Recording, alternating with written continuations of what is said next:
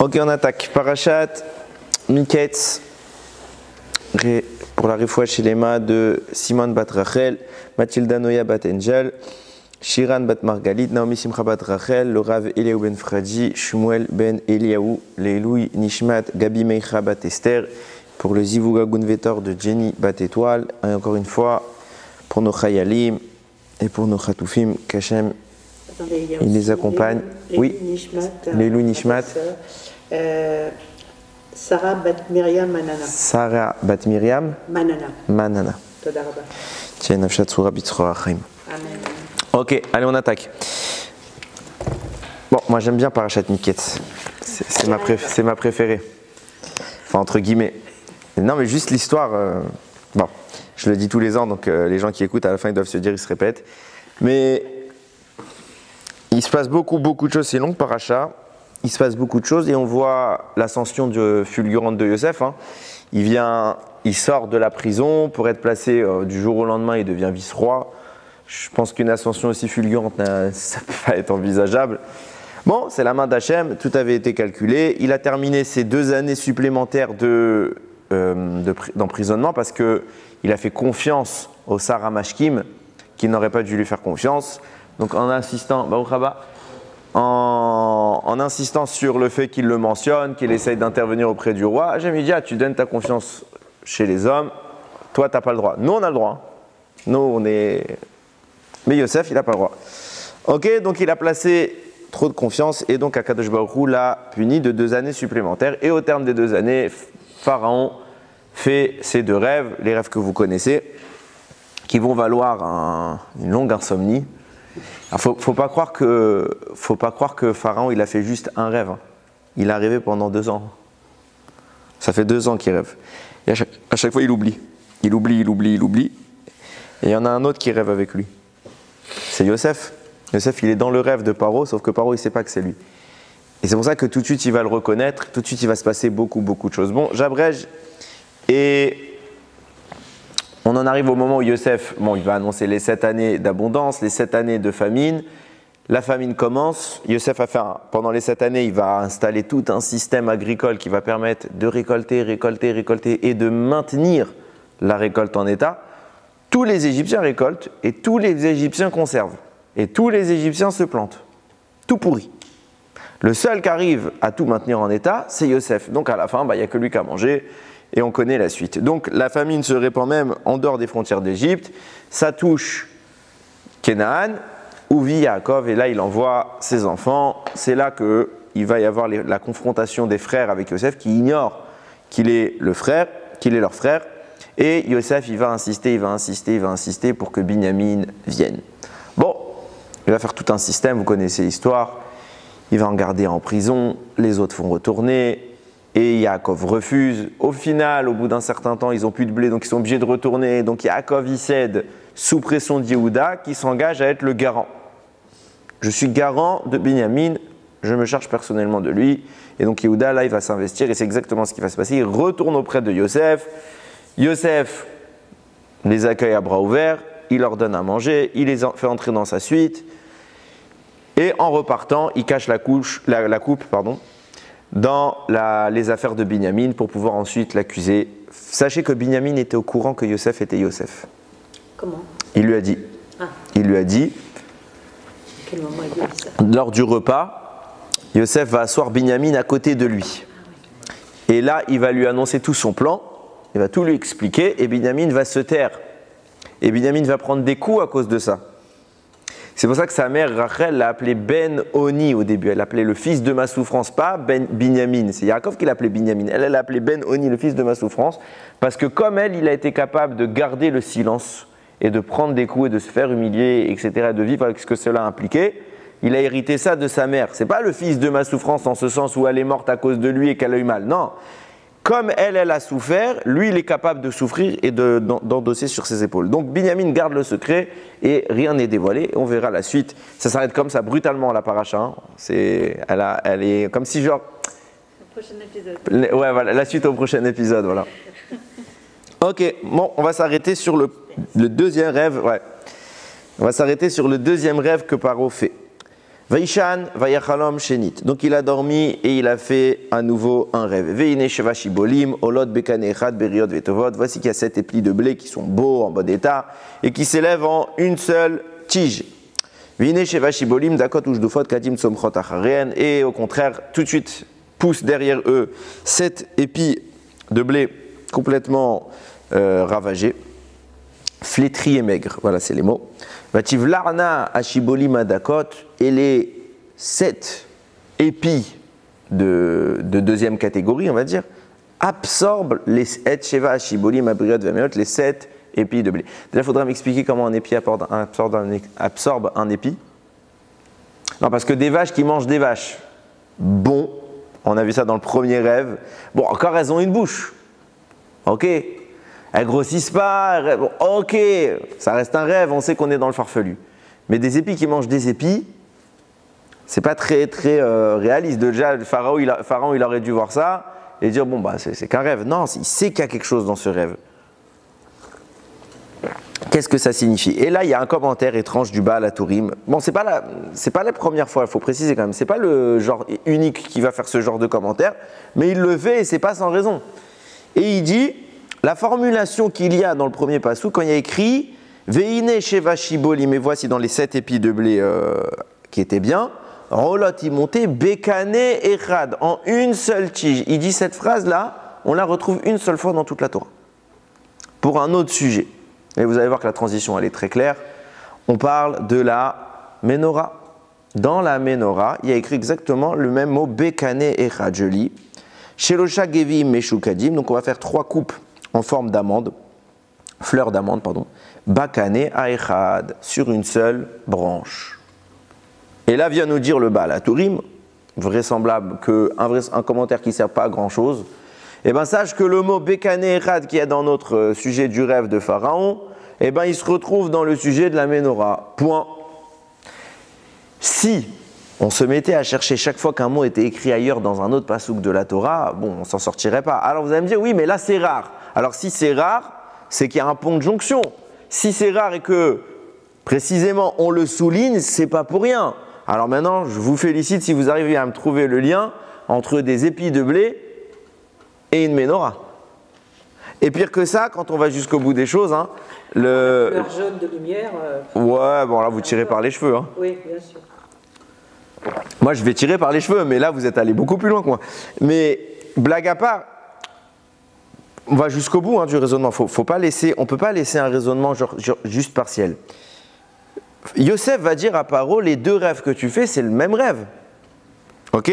Donc l'un et l'autre entrent en résonance, ils sont l'écho l'un de l'autre, c'est le même principe.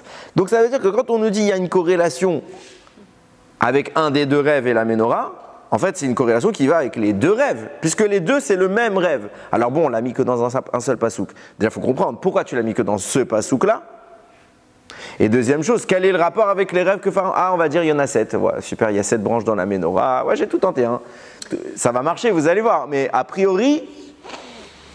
Bon, c'est pas tout à fait évident. Deuxième point de la paracha qu'il faut évoquer pour pouvoir avoir un tronc commun à notre raisonnement. Yosef insiste que Binyamin vienne. On l'a vu, il insiste. Étonnamment, ça ne met pas la puce à l'oreille à ses frères. Passons. Il insiste, il fait tout, je veux voir Binyamin, je veux voir... Ah non, bon, on suspecte qu'il y a l'aspect émotionnel, c'est son frère, il l'a pas vu depuis 22 ans, on comprend. Mais c'est pas ça qu'il cherche. C'est pas ça qu'il cherche. Si Yosef voulait juste voir Binyamin, alors il dit Ani Yosef et amenez-moi Binyamin. Non, il ne veut pas juste le voir. Il veut que Binyamin vienne pour créer une situation délicate. Dès le début, Binyamin arrive, donc déjà il veut Binyamin. Ok. On galère, mais on arrive à l'amener. Binyamin arrive, il est accueilli à bras ouverts. Et Yosef le met juste à côté de lui. Et tout l'objectif, c'est quoi? Regardez comment je l'aime, cet enfant. Il lui donne un double de cadeau, je crois. Et à la fin, on va en parler. Et à la fin, qu'est-ce qu'il fait? C'est chez Binyamin qui met la coupe. On voit qu'il est en train de montrer au frère, celui-là il est chachouf, je le mets à côté de moi, il est précieux, et je le veux pour moi. Donc il veut quoi? Il veut mettre un malaise entre les frères vis-à-vis de Binyamin. C'est tout son objectif. L'épreuve se fera au travers de Binyamin. Donc en fait, la vraie motivation de Yosef n'est pas de voir Binyamin, c'est de le mettre en péril. Et on se demande pourquoi. Pourquoi il cherche à ce que Binyamin soit en péril? Qu'est-ce qu'il attend de cette épreuve? Et dans l'accueil, oui. Non, parce que Yaakov, il n'a pas réclamé une seule fois sa venue, si ce n'est quand il va se dévoiler. Une fois qu'il a dit « je suis Yosef », il a dit « maintenant faites venir papa ». Ok, là ouais. Mais si c'était ça, au lieu de demander Binyamin, faites tout de suite venir Yaakov. Moi je croyais que c'était pour voir la réaction des frères, comment ils allaient réagir s'il insistait. C'est une des raisons, en effet, oui. Parce que lui aussi, c'est un fils de Rachel, donc il pourrait... Oui, c'est son vrai frère, il y a tout eu. Mais là, on voit qu'il cherche. Je vais préciser pour que vous voyez d'où est-ce que je veux en venir. Il cherche à mettre Binyamin en opposition. Il cherche à ce que les frères défendent Binyamin. Et c'est ça qui est problématique. Pourquoi les mettre en épreuve sur Binyamin et pas sur un autre déjà? Ça aurait pu être n'importe lequel. Petit 1. Et petit 2, quel est l'objectif de l'épreuve? Et vous allez voir que c'est très intéressant parce qu'il y a une corrélation qui se met en place. Yaakov les accueille. Avant de mettre tous en place ce procédé, il les fait venir à la maison, il leur sert à manger. Et la Torah nous dit Vaïssa masot me'et panav, donc il les a servis, il a fait apporter à manger sur la table, Aléem. Vatarev masad binyamin mi masad kulam chamesh yadot. Et il a fourni à Binyamin un plat 5 fois supérieur aux autres. Alors, soit Binyamin, c'est un gros morphal. Pourquoi tu lui donnes 5 fois plus? Alors, tu veux donner à ton frère, ton petit frère chéri, un peu plus. C'est d'air. 5 fois. En plus, le mot, il veut rien dire. Chamesh yadot. Yadot, c'est des mains. Rashi, il dit manot. 5 parts, 5 repas. D'accord, mais là, il y a écrit yadot. 5 mains, il lui a donné. 5 poignées, alors. Alors non, c'est une grande quantité, il ne multiplie pas 5. Et ça sert à quoi? Binyamin, il n'ira pas le plat. Hein. Ah, c'est pour créer la jalousie. Alors, si c'est pour créer la jalousie, donne 2. Sois raisonnable. Précision. C'est pas le genre de personne à faire baltachrit, c'est assour baltachrit. On croit que c'est pas un radin, mais il fait pas baltachrit. Et là, même lui, il se sert pas 5 fois. C'est-à-dire, il met Binyamin mieux que lui. C'est pas que de la jalousie, ce qu'il cherche à faire. Il y a quelque chose. Ce nombre-là, il est intéressant. Pourquoi? Et je vous promets, je voulais faire une corrélation depuis le début de ce que j'ai commencé à faire ce shiur avec ce que je vais vous dire maintenant. Alors, je crée mon raisonnement, je voulais le faire moi-même. Ce matin, j'avais 30 minutes d'avance sur mon planning. J'ai dit, allez, on va étudier 30 minutes supplémentaires, on va voir si je trouve quelque chose. Hier, j'ai cherché, je n'ai pas trouvé. Ce matin, le premier truc que je cherche, je tombe sur ce commentaire qui s'appelle Tiferet Shlomo. Il pose ma question extraordinaire, il donne une superbe réponse. On va expliquer. Il corrèle ce passage à un autre passage, celui que je voulais corréler. On a parlé la semaine dernière de la naissance des 2 enfants de Tamar. Ok, on a raconté l'histoire. Et Tamar va avoir des jumeaux. Péretz, qui va être l'aîné, et de lui va descendre Mashiach, et Zérach, le frère. Quand vous lisez la paracha, enfin les derniers psukim de la naissance, c'est très bizarre. Je vous lis. Bon, au moment où elle a couché, c'était des jumeaux. Vaï belidta, vaï tenyad. Il y a un enfant qui a sorti sa main au moment de la naissance. Vatika Ramialeded, Vatishor Aliado Shani. Elle a tout de suite vu la sage-femme, elle a mis un fil dessus, sur sa main, les morts en disant Zeyatsa Rishona. Celui-là, il est sorti le premier. Donc, a priori, c'est l'aîné. Ok. Vaïk Emishiv Yado. Et voilà qu'il a rentré sa main. Ok, ils sont en train de se bagarrer à l'intérieur. Veine Yatsa arrive. Et voici que l'autre frère sort. Vatomer, et elle dit Ma parasta alecha paretz. Qu'est-ce que tu es en train de faire maintenant? En train de faire violence, en train de faire une pirtsa, c'est une brèche. Vaikra Shemo paretz. Donc, elle a appelé paretz. Vachar Yatsa arrive, et après son frère, cette fois, il est vraiment sorti. Asher Aliado Shani, sur lequel il y avait le bracelet, Vaikra Shemo Zarar, et elle a appelé Zarar. Ok, viennent nous dire Chachamim, il y a plein de choses qui vont se passer avec ça, qui sont très connues, qui vont se passer dans le livre de Yoshua, on aura peut-être l'occasion d'en parler. Mais là, Chachamim dit, il a écrit 4 fois le mot Yad. Il a sorti sa main, elle a mis sur la main le bracelet, il a rentré sa main, et il est ressorti avec le bracelet dans la main.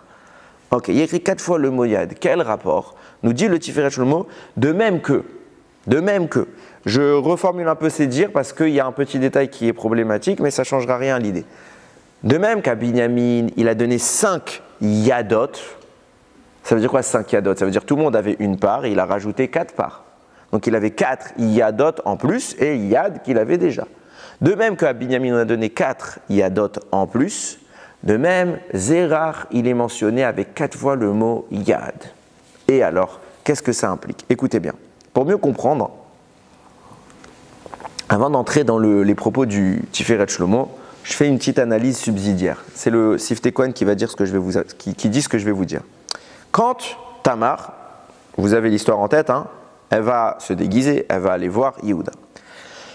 On sait que son objectif n'était clairement pas l'argent. Tout ce qu'elle cherchait, c'était d'avoir une descendance. Et regardez ce qui se passe. Vayet Eléa El Ader, on va lire plusieurs psukim aujourd'hui. Vayet Eléa El Aderer, donc il s'est tourné vers elle. Vayomer Havana Avoelaïr, viens vers moi, qu'on aille ensemble. Kilo Yada Kichalatoi, et parce qu'il ne savait pas que c'était sa belle-fille. Vatomer, elle lui dit, Mati Tenli, qui t'avoelaï, combien tu payes? Qu'est-ce que tu me donnes? Alors qu'on sait que ça, c'est du théâtre, elle s'en fiche.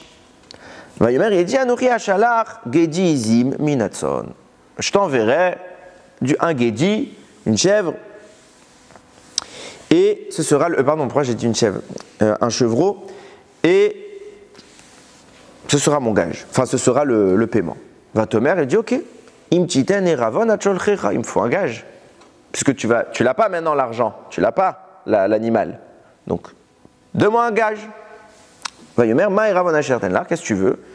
Et Vatomer, elle lui répond chotamcha, je veux ton sceau, une bague avec un sceau royal, enfin un sceau, pas nécessairement à cette époque-là royal, mais un sceau. Uftilecha, ton cordon. Umatecha asher beyadecha. Et ton bâton que tu tiens dans ta main, vaïten, là il lui a donné. Et de là vont être conçus les 2 enfants. C'est pas l'argent qu'elle veut. Et a priori, nous ce qu'on croit, c'est qu'elle se préserve ici. Qu'est-ce qu'elle fait? Elle demande un gage. Parce qu'elle sait qu'elle va potentiellement tomber enceinte. Et puisqu'elle va tomber enceinte, on va l'accuser. Et pour ne pas être accusée, elle a pris un gage, comme c'est ce qui va se passer. Ok, pséder. Ça, c'est l'histoire. Maintenant, soyons objectifs. Ça sert à quoi? Tu veux pas être... Pourquoi tu te laisses? Tu caches l'information à Yehuda, donc tu vas être accusé, donc tu vas sortir les gages. Une fois que tu t'es uni avec lui, enlève ton foulard et dis « Hey, je t'ai eu !» C'est moi, c'est Tamar. Maintenant, il aurait compris. Il n'y a plus d'histoire. Même pas, elle va être accusée. Tout le monde est au courant. Yehuda, il est au courant. Même lui, il est préservé de l'humiliation. Puisque personne ne sait ce qui s'est passé. Il va dire, j'avais le droit d'aller avec elle, j'étais avec elle. Pas besoin de raconter les détails aux gens. Lui, il est préservé du stress de dire, j'ai fait une avéra. Elle ne sera jamais accusée. Et il n'aura pas besoin d'avouer. Il aurait pu la tuer aussi. Pourquoi la tuer? C'est un meurtrier, Yehuda? Non, on n'est pas... non, Mechila, non, pas du tout. Pas du tout. Chas v'shalom, mais c'est pas un meurtrier. Ah, il va la tuer parce qu'elle a rien fait de mal. Bon, d'accord, c'est pas sympa ce qu'elle lui a fait. Elle va tuer pour ça. Yehuda, c'est pas ça, va mavdil ben kodesh l'école. Donc, qu'est-ce qui se passe à ce moment-là? Bon, ça toque à l'avoue. Avoue. C'est fini, t'as obtenu ce que tu voulais. Avoue. Non. Elle va créer une situation très obscure, très ambiguë. Au bout de 3 mois, on saura tout. Ça sert à rien. Ça sert vraiment à rien. Et elle prend avec ça tout ce système. Vient nous dire le Siftei Kohen, en réalité, il y a une discussion dans la discussion. Comme je vous l'ai dit la semaine dernière, Midrash Rabbah nous dit, et d'ailleurs cette fois j'ai amené la référence, c'est au Pérec 85, paragraphe 8, puisque vous me l'aviez demandé. Le Midrash Rabbah dit, il y a Kadosh Baruch Hu, il a fait un remez à un malach pour qu'il aille tenter Yehuda, pas tenter, dominer le désir de Yehuda pour qu'il n'ait pas son mot à dire. Yehuda, entre guillemets, pendant toute la scène, il est physiquement présent, mais il est totalement manipulé. Et quand il répond à Tamar, il lui dit « Anochi Achalar, je t'enverrai le chevreau ». Le mot « Anochi », souvent dans les drachot, que Chachamim font, pas que moi je fais, mais que Chachamim font, c'est une référence à Hachem qui parle de lui. Généralement, on dit « Ani ». Comme Akadosh Baruch Hu a entamé son discours la première fois qu'il s'est adressé à tout le Ham Israël en disant « Anochi », alors généralement, quand on va parler de « Anochi », il y a une deuxième lecture parallèle. Et nous dit le Siftei Kohen, en réalité Tamar, en même temps qu'elle parle à Yehuda, elle est en train de parler à Hachem, et en même temps que Yehuda lui répond, Hachem glisse dans sa bouche la réponse qu'il donne à Tamar. Qu'est-ce qu'elle lui dit? « tu veux maintenant que je m'unisse avec Yehuda puisque tu as envoyé un malach. Donc c'est aussi dans ton projet. Je veux une récompense. Je veux être payé pour ça. Je veux un srar. Hachem lui dit, ok, je te donne un srar. Quel est le srar que je te donne? Gedizim minatson. Je t'envoie un chevreau du troupeau. C'est quoi un chevreau du troupeau? C'est quoi le troupeau d'Hachem? C'est les Bnei Israël. Donc je t'enverrai une neshama particulière parmi les Bnei Israël. Nous dit le Siftei Kohen, tu prends les mots Gedizim minatson, Gematriad, Zeu Mashiach. Je t'accorde que ton fils sera le fondateur du Mashiach. C'est top nouvelle. Banco. Il dit ok, mais avant qu'il arrive Mashiach, il se passe quoi? On est en 5785, il n'est pas venu les gars. Il se passe quoi? Comment on arrive à ce que ma descendance se profile? Qu'est-ce qui va faire maintenir le Ham Israël? Elle lui dit Im titen et Aravon acholchecham. Aussi, je veux en attendant, je veux une promesse, je veux un gage que c'est sûr que je tiens quelque chose dans ma main, que c'est sûr que tu tiendras promesse. Et qui permettra, jusqu'à la venue de Mashiach, que le Ham Israël tienne pour conduire à cet événement. Je lui dis ok, qu'est-ce que tu veux? Elle veut un gage, elle lui précise Chotamcha, Petilcha et Matecha.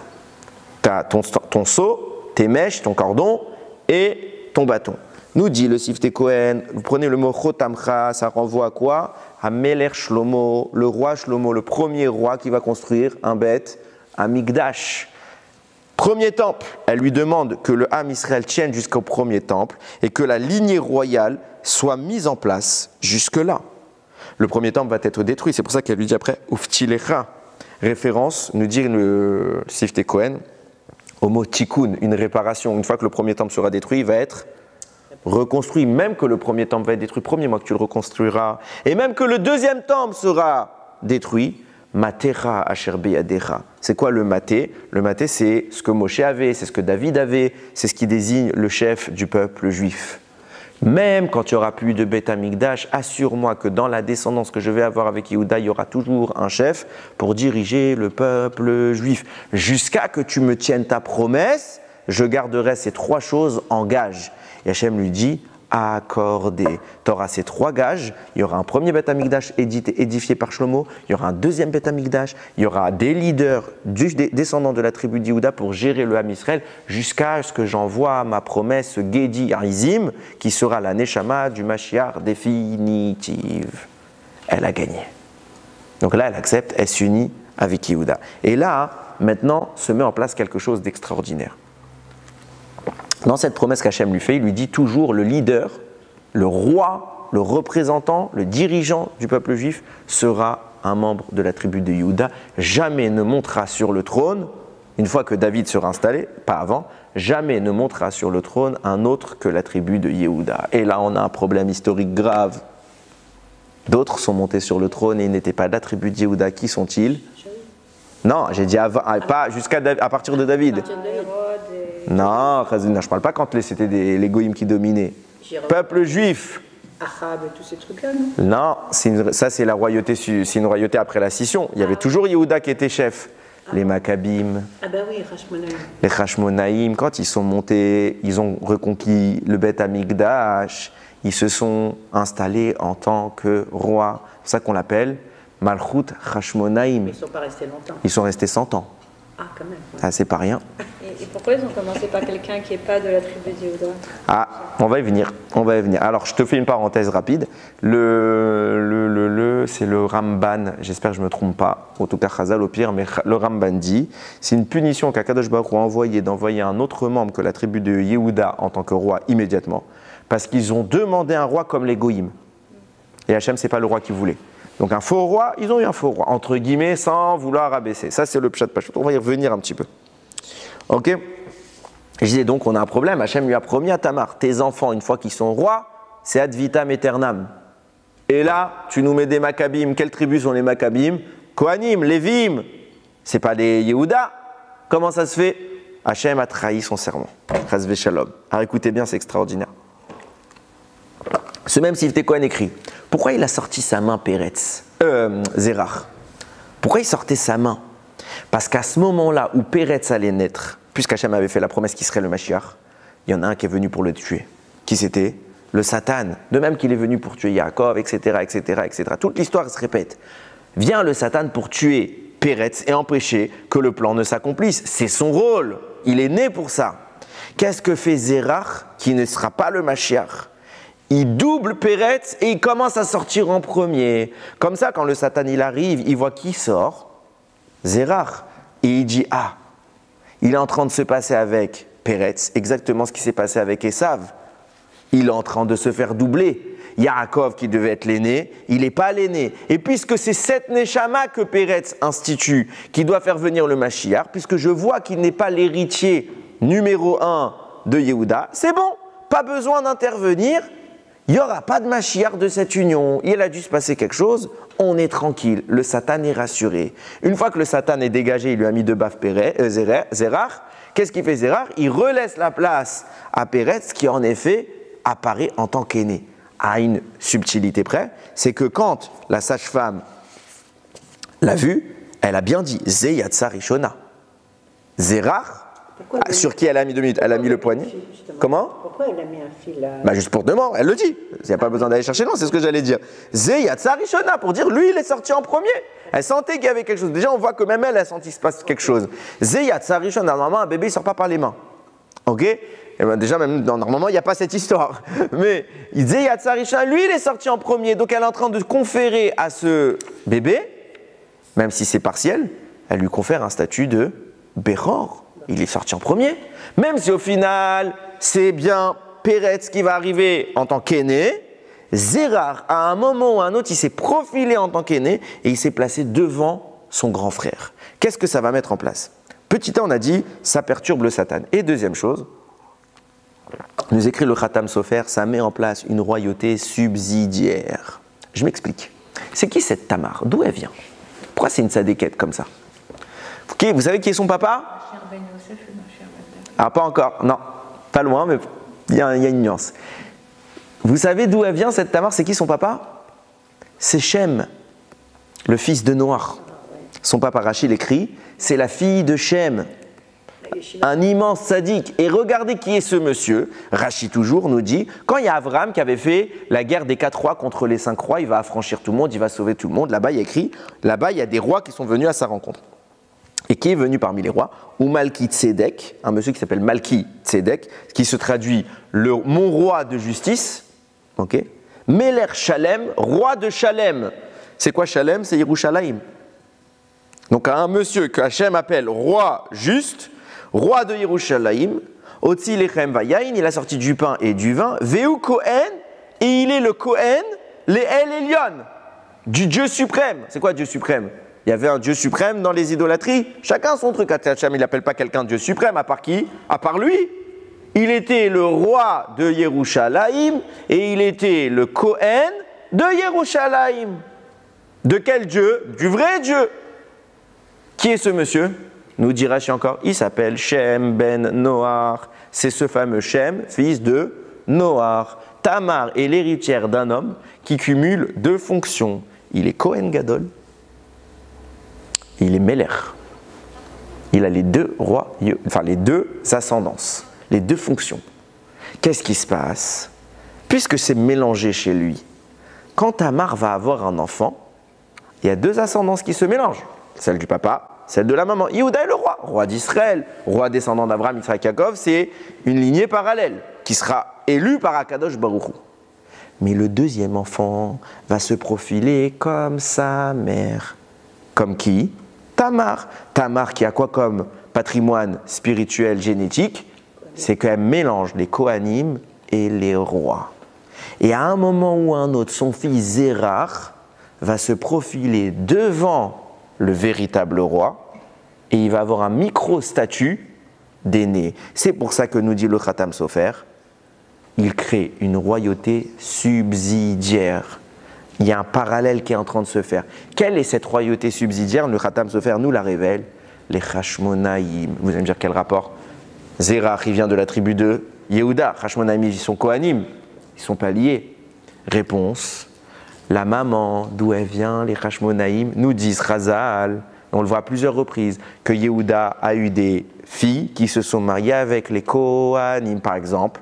Aaron, il est marié avec la fille de Narshon, avec la sœur de Narshon ben Aminadav, qui vient de Yehuda.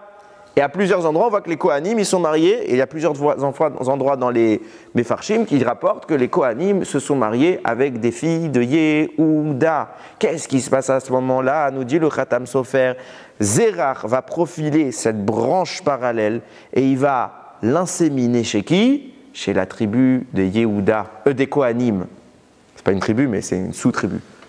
Et de là vont naître les Hashmonaïm. Et alors, au moment où les Hashmonaïm vont voir que David et sa descendance ne sont pas en mesure, à ce moment de l'histoire, de régner, alors leur sang Cohen mélangé à roi va se réveiller et ils vont s'installer momentanément sur le trône de façon à ce que Yehuda est le roi sans être le roi. Pourquoi il est le roi sans être le roi? Parce que ce n'est pas sa descendance directe, c'est sa descendance indirecte. C'est pour ça que nous dit le Khatam Sofer, c'est créé à ce moment-là la naissance de Zérach qui a repoussé le Satan pour sauver la véritable royauté du peuple juif. Qu'est-ce qu'elle représente? Elle représente l'instauration d'une royauté parallèle qui s'appelle Hashmonaïm. Et alors, regardez comment tout est insinué dans le texte. On commence à comprendre ce que fait Tamar. Qu'est-ce qu'a fait Tamar? Je vous répète, les Hashmonaïm sont des rois fils de Yehuda sans être fils de Yehuda. Qu'est-ce qu'elle fait Tamar? Elle cache la vérité à Yehuda. Pourquoi?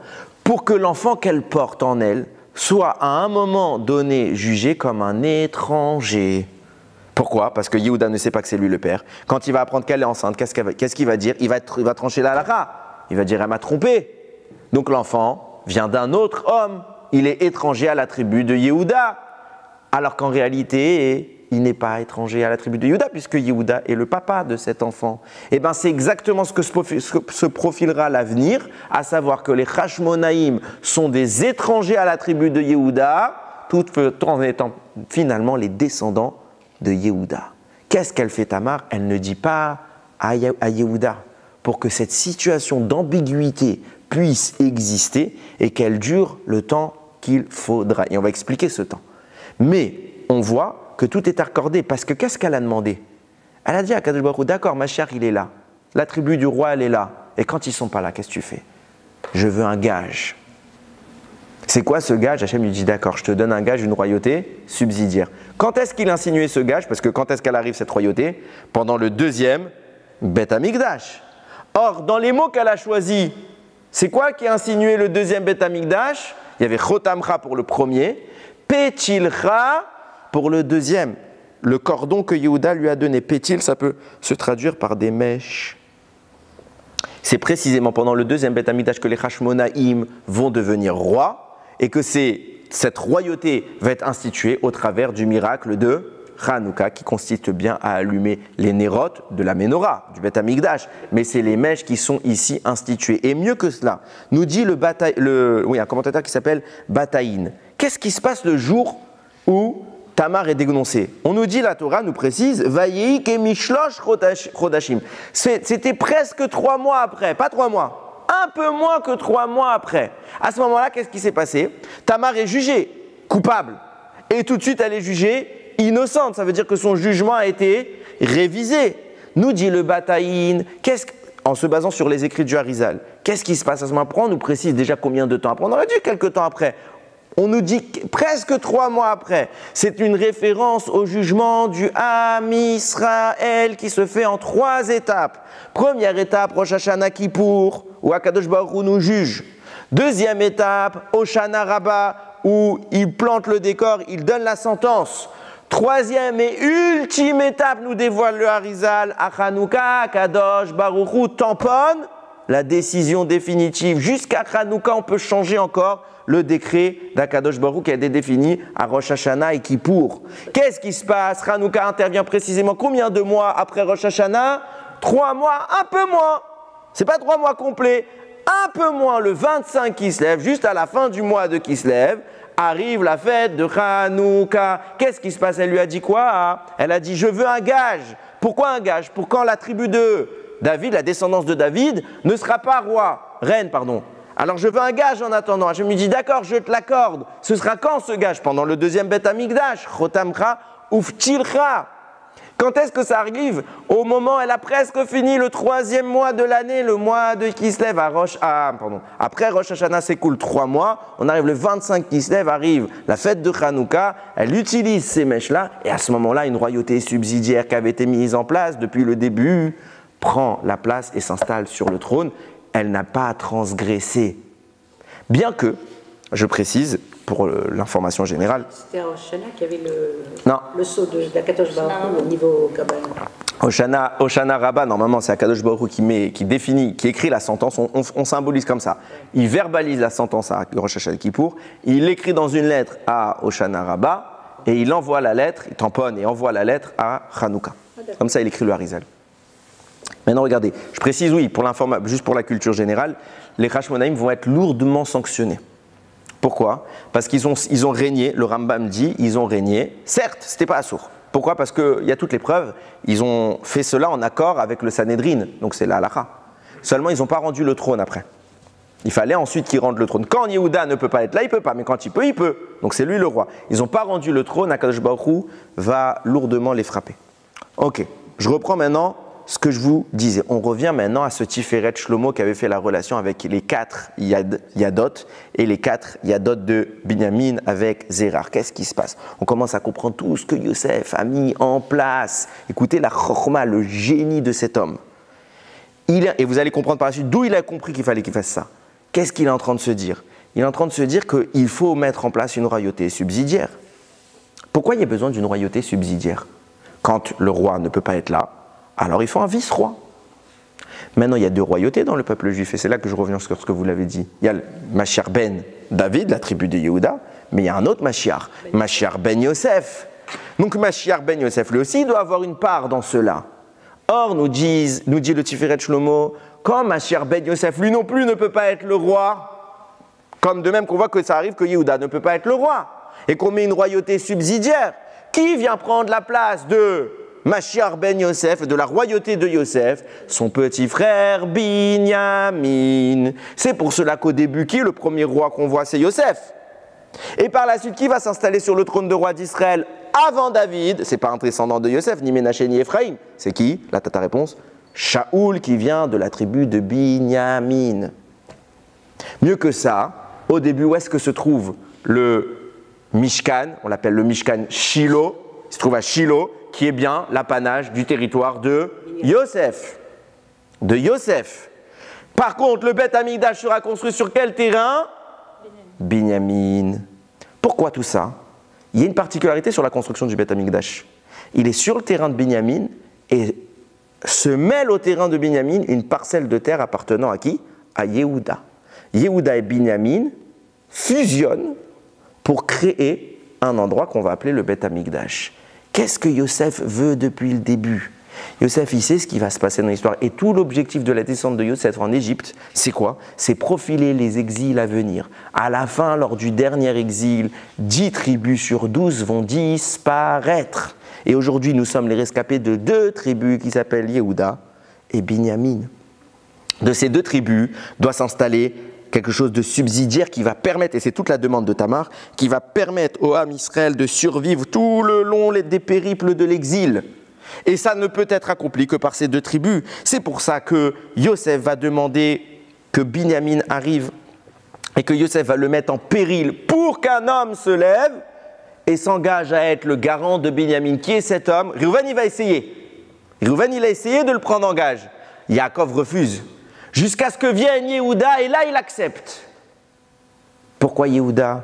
Parce qu'à la fin, il n'y a que Yehuda et Binyamin qui restent. Et il faut que les 2 se connectent l'un à l'autre pour que les 2 royautés subsidiaires puissent s'installer. C'est pour ça que Yosef tient absolument à corréler Binyamin avec la descendance de Yehuda. Qu'est-ce qu'il fait? Petit 1, il invite Yehuda à prendre le titre de garant de Binyamin, à se battre pour Binyamin, à mourir s'il le faut pour Binyamin. Dans la paracha de la semaine prochaine, on va voir que Yehuda, il était prêt à détruire toute l'Égypte. C'est écrit que dans le Midrash, il dégainait plus d'Égypte. Mais seulement Yosef, pour empêcher cela, il va envoyer son fils qui va retenir Yehuda, qu'il avait assez de force pour le retenir. On est vraiment dans une scène extraordinaire. À ce moment-là, Yehuda se lie à Binyamin. Benafsho, Kshura, Benafsho, il va parler de Jacob quand tu vas dire ça. Mais maintenant, puisqu'il s'est engagé à le défendre, son âme là, également est liée à celle de Binyamin. C'est pour ça que Yosef va donner à Binyamin 5 yadot, 5 mains, une que tout le monde a, et 4 supplémentaires pour corréler ces 5 mains, ces 4 mains, aux 4 mains que Zérach a eues pour installer la royauté subsidiaire de Yehuda. Et bien de même, Yosef installe une royauté subsidiaire à la sienne. Et regardez comment ça se met en place. Semaine prochaine, on va lire qu'il va avouer « je suis Yosef », etc. Il va leur faire des cadeaux, comme vous avez dit. Et la Torah là-bas raconte qu'il a offert 5 habits à Binyamin. Et la Gemara, Masechet Megillah, pose la question, pourquoi il a offert 5 habits à Binyamin? Parce que plus tard descendra un homme qui s'appellera Mordechai à Yehudi. Écoutez bien, Mordechai à Yehudi. Yehudi, ça veut dire qu'il vient de Yehuda. Mais pourtant, il descend de la tribu de Binyamin. Et quand il sortira de devant le roi Achashverosh, lui aussi, il portera 5 vêtements royaux. Yosef est en train d'annoncer à Binyamin, toi aussi tu sauveras le Ham Israël en tant que représentant du peuple juif. Pourquoi d'un côté ce Mordechai-là, il a appelé Ish Yemini, un homme de la tribu de Binyamin, et il a appelé Ish Yehudi, un homme Yehudi qui vient de Yehuda? La Gemara pose la question, elle donne plusieurs réponses. Une des réponses est apportée par Rabbi Yochanan qui dit oui, il descend de Binyamin du côté de son papa et il descend de Yehuda du côté de sa maman, parce que comme l'a Yosef bien prévu depuis le début, la royauté subsidiaire, la capacité à sauver le peuple, quand il n'y a pas le Melech HaMashiach, elle viendra de l'union de Binyamin avec Yehuda. Et pareillement dans notre cas, nous, quand on va arriver à Hanouka, qu'est-ce qui va se passer? Où se produit le miracle de Hanouka? Sur le territoire de Binyamin, mélangé avec celui de Yehuda. Qui sont les représentants? C'est les Hashmonaïm qui sont la royauté subsidiaire de Yehuda. Quel mois cela arrive? Le mois de Kislev. Or, nous dit le Bnei Issachar, il y a 12 mois dans l'année qui sont corrélés aux 12 tribus. Chaque tribu correspond à un mois. Comme par hasard, le mois de Kislev à qui il correspond? Binyamin. Les deux sous-royautés sont toujours corrélées l'une à l'autre pendant l'exil. Tant que le véritable roi n'est pas là, Yosef met en place, et Akadosh Baruch Hu avant lui, avec Tamar, ont mis en place une royauté subsidiaire qui permet au peuple de se maintenir. C'est pour ça, nous dit le Tiferet Shlomo, et c'est pas ces mémos célestiens, c'est pour ça que la Torah parle de Chamesh Yadot, 5 mains qui ont été offertes à Binyamin pour annoncer le miracle de Hanouka. Qu'est-ce que vous allez dire dans Anissim? Vous allez dire Masarta Giborim, Beyad Halashim. Tu as confié l'effort entre les mains des faibles. Verabim, Beyad Me'atim, les nombreux entre les mains des pas nombreux. Urshaim Beyad Tzadikim, les Reshaim entre les mains des Tzadikim. Temeim Beyad Teorim, les impurs entre les mains des purs. Vezedim Beyad Oske Torah Techa, et les arrogants entre les mains de ceux qui étudient ta Torah. 5 fois le mot Yad. Tout cela est mentionné. Pourquoi nous dans la Torah nous dit, pourquoi dans la Anissim les Khamim ont institué 5 fois de dire les mains de un tel, les mains de un tel, les mains de un tel? Parce que tout cela a été mis en place par le travail subsidiaire qu'avait mis Yosef en œuvre depuis l'Égypte. Écoutez bien, maintenant qu'on a compris ça, on est obligé d'aller jusqu'au bout, on ne peut pas s'arrêter en milieu. C'est une belle histoire, on comprend, c'est probant. On comprend pourquoi il a mis Yad, on comprend cette connexion entre Yehuda et Binyamin, on comprend que Tamar, elle avait prévu Hanouka, tout est prévu. Pourquoi ça 5, enfin 4 en plus? Pourquoi pas 2? Pourquoi pas 3? Pourquoi pas 10? D'où ça vient ce 4? J'étais en train de me poser la question, j'ai dit, Ribono Shalom, c'est quoi ce 4?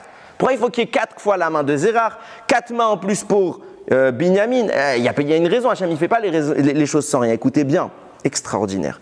Al-Shir HaKadosh, il porte bien son nom, HaKadosh. Combien c'est Kadosh ce qu'il va dire? Écoutez ce qu'il dit.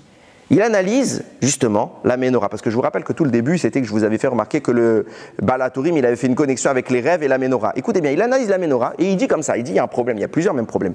Il dit quand Hachem il va demander de construire la Ménorah et que Aaron l'allume, il y a écrit comme ça, Daber el Aaron ve'amarta elav, donc parle à Aaron et tu lui diras, Beha'alo techa et anerot, quand tu vas faire monter les Nérot. El moul penea Menorah, yahu shivra Nerot, en face de la Ménorah, éclaireront les 7 Nérot. Pourquoi il n'y a pas écrit quand il allumera la Ménorah? On parle d'allumer. Il a dit quand il montera les bougies. Alors vous allez me dire oui, parce qu'une flamme, ça monte. Ok, blablabla. Le langage qui est censé, le verbe qui est censé être employé quand on parle de bougie, c'est allumer. Là, il les monte. Deuxième problème encore plus grand. En face de la menorah, elles éclaireront les 7 bougies. Je traduis. Elles sont en face. Donc il y a la menorah et là il y a les bougies. Alors Chachamim répondent, d'après le pshat, et ils disent oui, mais parce que ce qu'on appelle la menorah, c'est la colonne centrale. Ok? Et toutes les autres, elles sont inclinées vers la colonne centrale. Donc face à la colonne centrale, elles éclaireront. Ok, ça marche dans le pshat si vous voulez, mais ça ne marche pas jusqu'au bout. Parce que là, il y a écrit qu'elles éclaireront les 7 bougies. Si tu me dis que toutes celles qui sont sur le côté, elles éclairent celle qui est centrale, alors il y aurait dû être écrit les 6 bougies. Pas les 7, parce qu'il y en a 7 avec celle du milieu. Les 7 éclairent en face de la menorah. Qu'est-ce que ça veut dire? Vient nous dire le Al-Shir HaKadosh. Sachez que Moshe Rabbeinu, quand Kadosh Baruch Hu lui a demandé de construire la menorah, il n'y arrivait pas. Hachem lui a expliqué, il n'a pas compris. Jusqu'à qu'Akadosh Baruch Hu a été obligé, entre guillemets, de la lui montrer. Et ça n'a pas suffi. Moshe voit et il n'arrive pas. Qu'est-ce qu'il y a de si dur? Je ne comprends pas. N'importe quel artiste aujourd'hui, tu lui montres un dessin, il te fait le même. Mais c'est Dieu qui l'a fait en une seule. C'est d'air. Mais qu'est-ce qu'il y a de dur? Pourquoi? Ma question, c'est pourquoi il ne comprend pas? Pourquoi il ne comprend pas? Je veux dire, il est plus bête qu'un autre. C'est quoi la difficulté? Nous dit le Al-Shir HaKadosh. Combien de fois il montre dans les psukim, je ne vais pas vous les citer sinon on ne sort pas jusqu'à demain, mais il montre dans les psukim, regardez si vous voulez dans le cours, j'ai mis la référence du Al-Shir, là-bas il explique tous les psukim qu'il utilise. Combien de fois HaKadosh Baruch Hu a montré à Moshe la menorah? 4 fois. Et il n'y arrive pas. Pourquoi il lui montre 4 fois? Et pourquoi il n'y arrive pas? Nous dit le Al-Shir HaKadosh. Parce que Moshe Rabbeinu se trouve dans le ciel. Et la menorah qu'HaKadosh Baruch Hu lui montre, c'est la menorah qu'il y a dans le ciel. De même qu'il y a un Beth Amikdash en bas, il y a un Beth Amikdash en haut. Et dans ce Beth Amikdash, il y a les mêmes ustensiles qu'il y a chez nous. Mais vous imaginez bien que ce Beth Amikdash n'est pas fait de matière. Donc la menorah qu'HaKadosh Baruch Hu lui montre, c'est la menorah qu'il y a tout en haut, dans l'endroit où se trouve actuellement Moshe, lorsqu'il reçoit les ordres. Cet endroit-là n'est pas fait de matière. Moshe regarde la menorah, il comprend, il analyse. Ok, j'ai compris. Maintenant, il doit la descendre, cette notion-là spirituelle, il doit la descendre jusqu'à chez nous. Il y a combien de mondes qui nous séparent? 4 mondes. Donc Moshe Rabbeinu descend d'un niveau. Et Hachem lui dit, tu te rappelles de comment elle est la menorah? Il dit, oui, là-haut. Mais ici, qu'est-ce que ça donne? Je ne sais pas. Moi, je ne sais pas transformer ce qui se passe chez toi en ce qui se passe en dessous. Tu me demandes de matérialiser quelque chose? Comment on fait ça? Akadosh Baruch Hu lui montre une deuxième fois la menorah pour qu'elle puisse descendre au 2e niveau. Moshe descend au 3e niveau. Il ne sait pas comment on fait. Hachem lui montre une 3e fois. Il descend au 4e niveau. Hachem lui montre une 4e fois. Et là, la menorah, elle apparaît. Pourquoi? Parce qu'il s'agissait de faire descendre une notion spirituelle dans un monde matériel. Et ça, personne n'en est capable. À part Akadosh Baruch Hu. Qu'est-ce que tu veux de moi? Moshe, c'est pas qu'il est bête. C'est qu'il ne sait pas la technique. Comment on fait ça? Dessiner, je sais dessiner. Comprendre, je sais comprendre. Transformer, je ne sais pas transformer. Pourquoi il a demandé? Hein? Parce que c'est Moshe qui à chaque fois descend, qui fait descendre cette Havana avec lui. Et Akadosh Baruch Hu l'accompagne et ils descendent, et ils descendent, et ils descendent. Hein? Je croyais qu'il y avait 7 mondes et pas 4. Non, il y a 4 mondes. Ça s'appelle Hatzilut. Hatzilut, non, et je sais de quoi vous parlez. C'est les cieux. Il y a plusieurs noms, c'est les sphirotes. Il y a plusieurs choses. Mais il y a 4 mondes qui s'appellent Hatzilut, Bria, Yetzira, Asiya. Il y a d'autres mondes, il y a une infinité de mondes. Mais ça, je ne vais pas rentrer là-dedans. Maintenant, qu'est-ce qui se passe? Il fait descendre la notion spirituelle dans notre monde, la menorah apparaît. Maintenant, à Aaron de faire exactement l'opposé de ce que Moshe a fait. Qu'est-ce qu'il fait Aaron? Il élève les bougies. Pourquoi il les élève? Parce que l'allumage d'Aaron est corrélé à l'allumage qu'il se produit dans le ciel. Jusqu'à maintenant, la menorah a été éteinte même dans le ciel. Hachem attend qu'en bas on allume pour qu'en haut on allume. Et ce que fait Aaron, c'est pas seulement qu'il allume, c'est qu'il parvient à allumer une source qui va être transcendantale et permettre de remonter jusqu'à la neshama de cette menorah qui subitement se met elle aussi à être éclairée par les flammes. Moshe fait descendre, Aaron y fait remonter. Et qu'est-ce que ça signifie? Nous dit le Al-Shir HaKadosh, c'est la différence entre tous les éléments du Beth Amikdash et la menorah. Tous les éléments du Beth Amikdash en haut comme en bas sont jumelés. Seulement, pour qu'en haut ça fonctionne, il faut qu'en bas ce soit actif. Quand en bas c'est inactif, en haut ça se calme. Il y en a un qui brillera toujours depuis le ciel, c'est la Ménorah. Pourquoi? Parce que la lumière qui jaillit dans le ciel, ce n'est pas la lumière du feu. C'est laquelle qui s'appelle Or Haganouz, c'est la lumière éternelle, infinie, qu'Akadosh Baruch Hu a réservée pour les tzadikim dans le monde futur. Cette lumière ne peut pas être éteinte. Elle est perpétuelle. C'est tellement vrai ce que je vous dis. Regardez qu'est-ce qu'elle symbolise. Puisqu'on parle d'un ner tamid, un ner perpétuel, nous disent Rachamim, un miracle se produisait, puisque maintenant elles sont corrélées, la Ménorah d'en haut avec la Ménorah d'en bas, un miracle se produisait lorsque la bougie était allumée. Comme je vous parlais, il y a 7 bougies, il y en a une qui est appelée ner tamid, un ner perpétuel, c'est le ner Amaharavi, la bougie qui était le plus à l'ouest, le ner occidental on l'appelle. Celui-là, on le chargeait tous les matins d'huile, en même quantité que tous les autres, avec un détail, il ne s'éteignait pas. Quelle que soit la quantité qu'on mettait la même pour tous les autres, il arrivait tous les jours que les autres bougies s'éteignent, mais le ner Amaharavi ne s'éteignait jamais jusqu'à qu'on arrive le lendemain et qu'on recharge l'huile et qu'on pouvait à nouveau rallumer sans qu'il y ait besoin d'éteindre. De là, nous disent Rachamim, c'était un des témoignages que la présence divine était avec le peuple juif. Témoignage? Qui voit ça? Personne. C'est à l'intérieur du Beth Amikdash, dans un endroit où que les Kohanim peuvent entrer. Tu me témoignes quoi? Personne ne le voit. Et pourtant, avec le temps, ce miracle va s'estomper. Au deuxième Beth Amikdash, il est de moins en moins présent. Des fois ça tient, des fois ça ne tient pas, au point qu'il arrive que le ner Amaharavi s'éteigne. Et là, on nous pose la question, comment on allume le ner Amaharavi, puisque c'est un ner spirituel, c'est particulier. Nous disent Rachamim, tu dois prendre du feu, c'est écrit comme ça dans la Mishnah, tu prends du feu du Mizbeyar.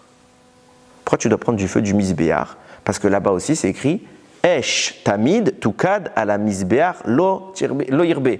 Un feu perpétuel sur le Mizbeyar qui ne s'éteindra jamais. Nous dit Tosfot.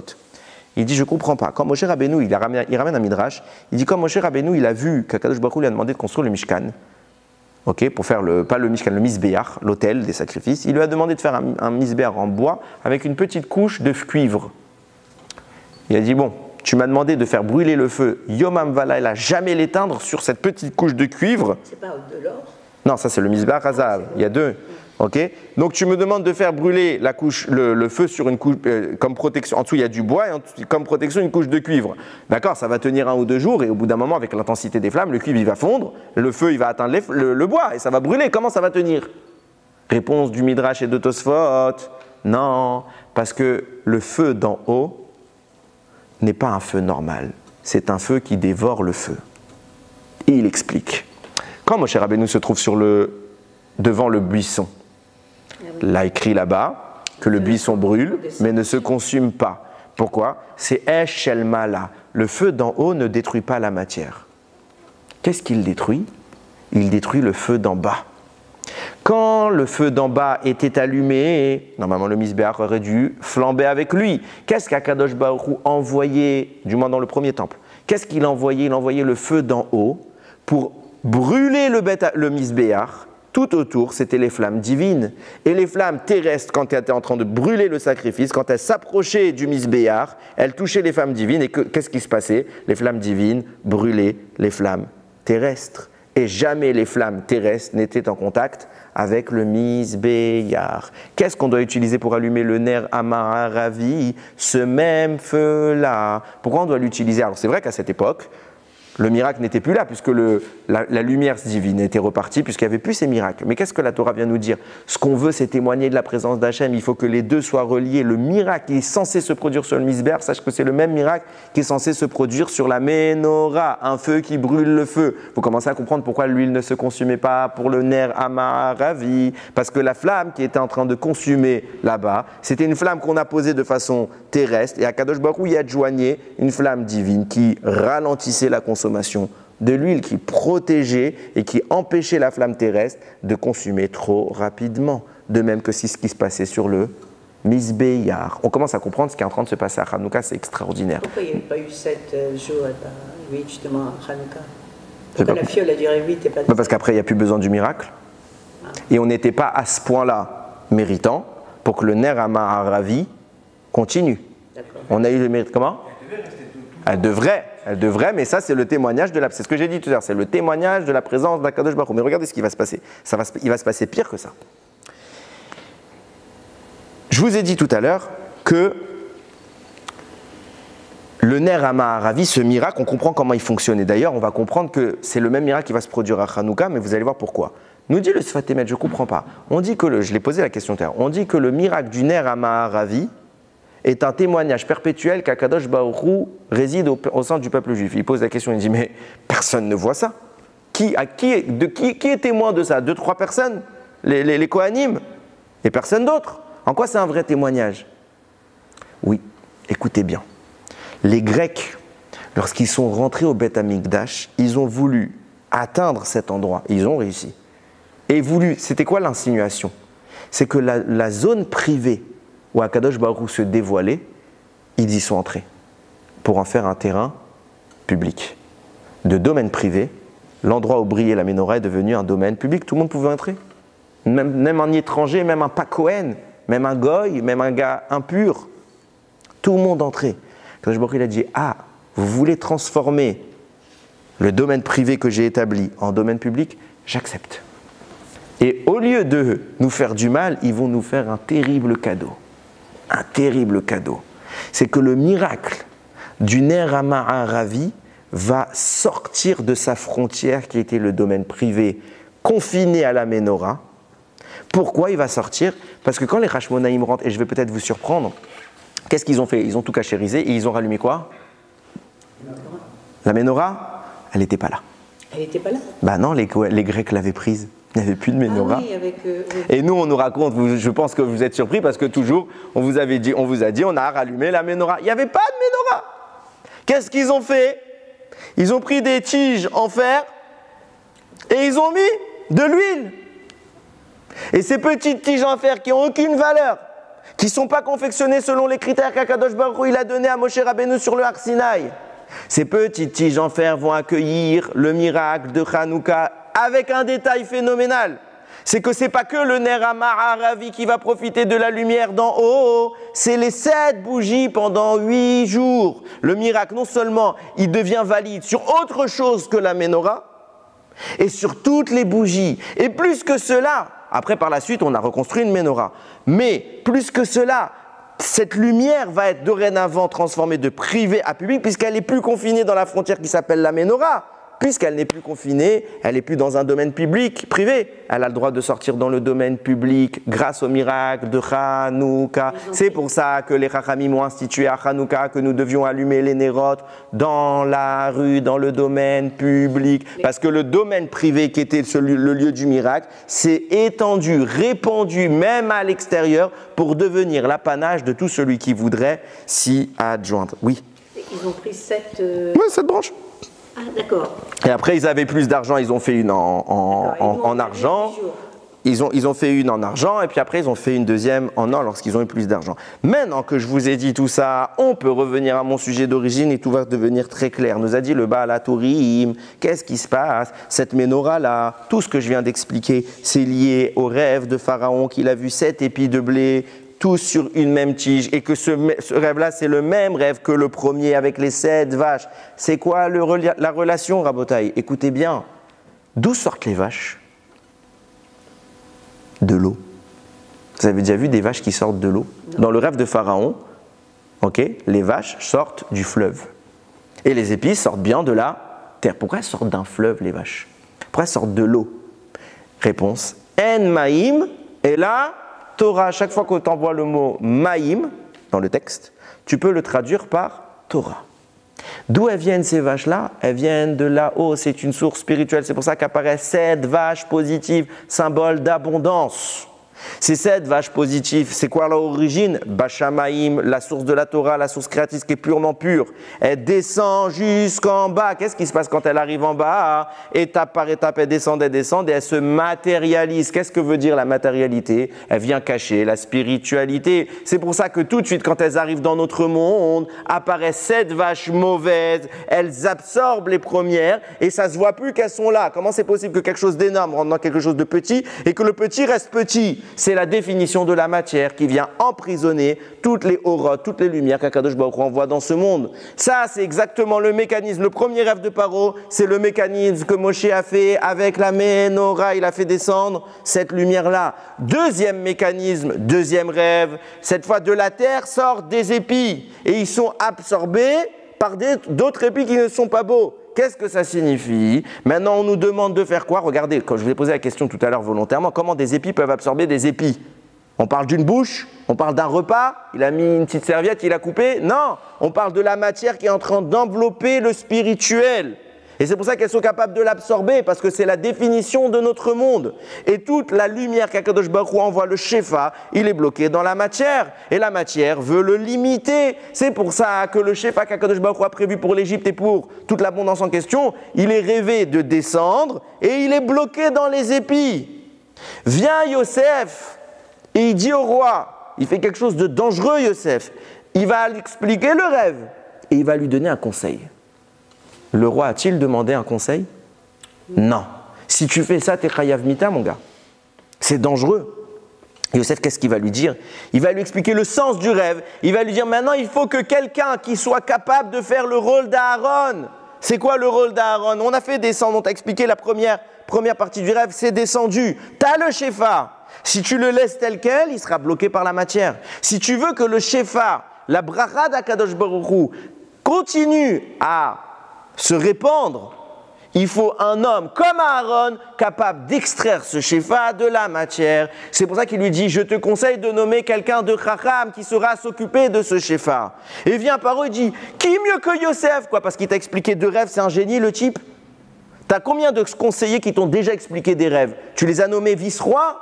Parce qu'il est capable d'interpréter des rêves, alors il a témoigné de capacité à gérer un pays? Pas du tout. Parce que Yosef lui a expliqué le fondement en question. Il lui a expliqué que la seule solution, c'était de libérer le spirituel enfermé dans le matériel. Qui sait faire ça en Égypte? Il n'y a qu'un qui sait faire ça en Égypte. C'est Yosef. Et la parole dit, t'es le seul. Il n'y a que toi qui pourrais être représentatif de Yaakov, qui a cette capacité de travailler le spirituel. Tu seras nommé. Qu'est-ce qu'il fait Yosef pendant 7 ans? Il met dans les greniers, il met quoi? Il met des vaches? Il ne s'occupe pas des vaches. Le premier rêve, on l'oublie. La seule chose sur laquelle Yosef travaille, le blé. Pourquoi le blé et pas les animaux? Parce que, bon, sens simple, parce que c'est la base, c'est ça qu'on a besoin dans les récoltes. Sens profond, on oublie le premier rêve. Le premier rêve, c'était le travail de Moshe, de faire descendre. Maintenant, notre travail à nous, c'est de faire remonter, de libérer la Kedusha. Et quand Yosef est mis en place, il est capable de libérer cette Kedusha. Sur quoi? Là où elle est enfermée. Le premier rêve, c'était la descente du Shefa. Comment Akadosh Baruch Hu a bloqué la Kedusha? Dans le blé. Et Yosef ne travaille que le blé et il parvient. Les autres font la même chose que lui. La même chose. Les mêmes systèmes pour essayer de préserver la nourriture. Ça ne marche pas. Parce que le débat n'est pas dans la matière. Le débat, il est rouhani. Et le seul qui maîtrise le rouhani s'appelle Yosef Hatzadik. Donc le seul qui est capable de sauver l'Égypte, c'est Yosef. Et Yosef arrive à faire ce travail que nous exportons de Hanouka, à extraire la lumière et à la faire sortir. Le Shefa se maintient en Égypte malgré les tentations de la matière. Question, et on termine avec ça. Pourquoi est-ce que c'est au travers de cela que Yosef doit vivre l'Égypte? Pourquoi Yosef il doit descendre en exil pour faire tout cela? Parce que ce que j'ai expliqué depuis tout à l'heure, Yosef, son seul travail était de préparer l'exil. Son travail, c'est pas de préparer quand il y a le roi d'Israël ou quand lui-même il est le roi. Quand ils sont là, tout va bien. Quand il y a le roi d'Israël, il y a le Mashiach, tout va bien. Qu'est-ce qu'elle a demandé, Tamar? Qu'est-ce qu'elle a demandé? Elle dit, quand il n'y a pas de roi, qu'est-ce que tu vas me mettre en place? Hachem lui répond, je te mets Zérach. Qu'est-ce qui se passe? Qu'est-ce qui se passe? Tout de suite après Zérach, on nous raconte quoi? L'histoire de Yosef. Pourquoi? Parce que la lumière que Zérach va réussir, Zérach Milachon Zricha, briller, elle va réussir à jaillir jusqu'à Yosef, qui lui aussi va se charger de mettre en place cette lumière. On comprend pourquoi il fallait qu'il y ait 4 mains. Parce que de même que Yosef a compris que son rôle c'était de mettre en place toute la suite au travers des rêves de Paro.